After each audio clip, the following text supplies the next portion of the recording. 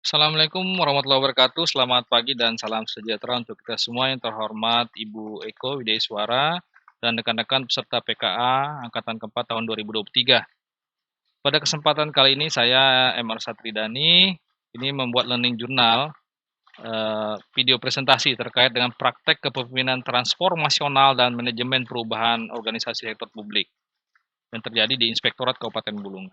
Tema yang saya angkat adalah inovasi, pedoman pengawasan standar pelayanan minimal, dan yang kedua itu pemasangan quote safe reminder nilai-nilai integritas.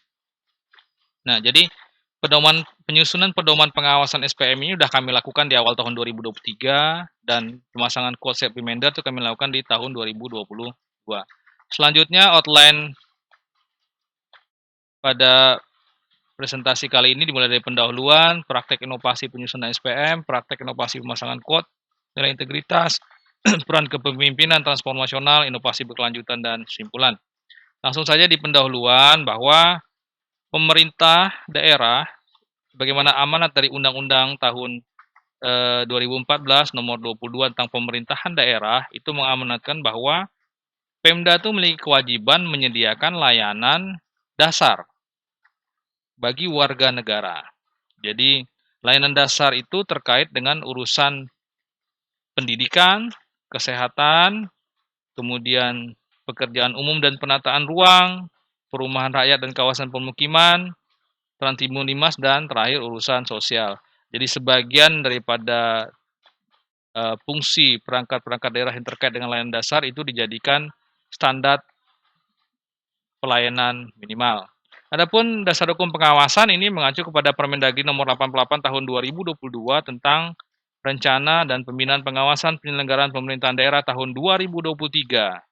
Di sana diamanatkan bahwa inspektorat harus melakukan pengawasan terhadap standar pelayanan minimal dalam 6 urusan tersebut. Kemudian, apa tujuan dari pengawasan SPM? Tujuannya adalah untuk memberikan keyakinan bahwa penerapan SPM yang dilakukan oleh perangkat daerah itu sudah sesuai dengan ketentuan yang berlaku. Yang kedua, memberikan rekomendasi, saran terkait dengan kelemahan-kelemahan yang ditemukan ketika dilakukan audit ketaatan terhadap penerapan standar pelayanan minimal di perangkat daerah. Yang ketiga, permasalahan yang saya angkat dalam tulisan kali ini adalah bahwa dari 6 urusan yang harusnya ada pedoman penyusunan pedoman SPM-nya itu baru ada 1 yang kami susun, sehingga masih ada 5 urusan lagi yang belum tersusun.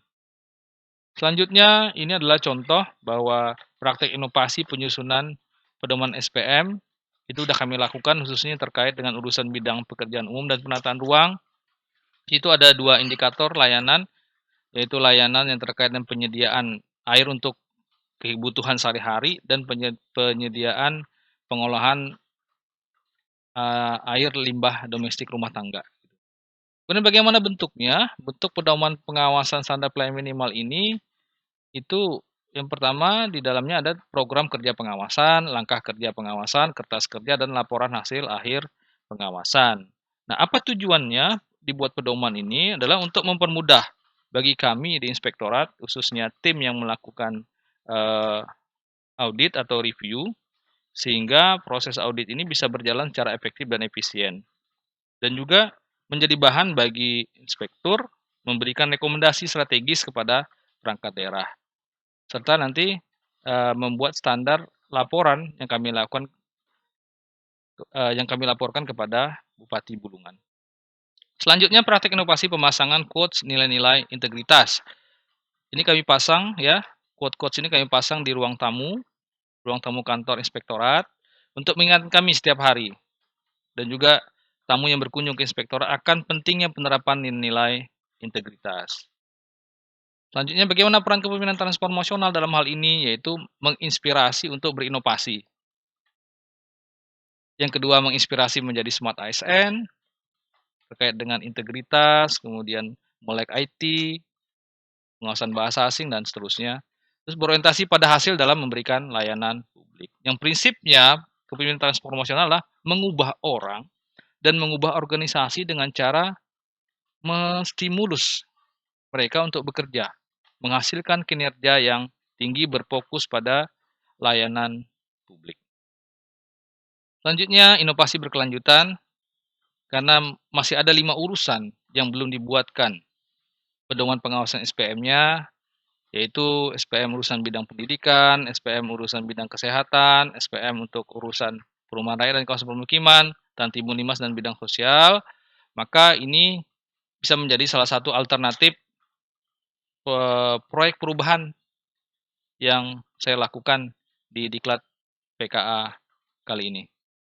Selanjutnya adalah terakhir kesimpulan bahwa kami di Inspektorat telah mempraktekkan sebenarnya kepemimpinan transformasional dan manajemen perubahan organisasi sektor publik. Salah satunya atau diantaranya adalah inovasi penyusunan pedoman SPM tadi dan inovasi pemasangan quotes, self reminder, penegakan nilai-nilai integritas. Nah, yang kedua bahwa masih ada 5 urusan yang belum dibuatkan pedoman penyusunannya yang nantinya dapat digunakan oleh saya sebagai salah satu aktualisasi dari proyek perubahan. Demikian yang dapat saya sampaikan, lebih kurangnya mohon maaf. Assalamualaikum warahmatullahi wabarakatuh.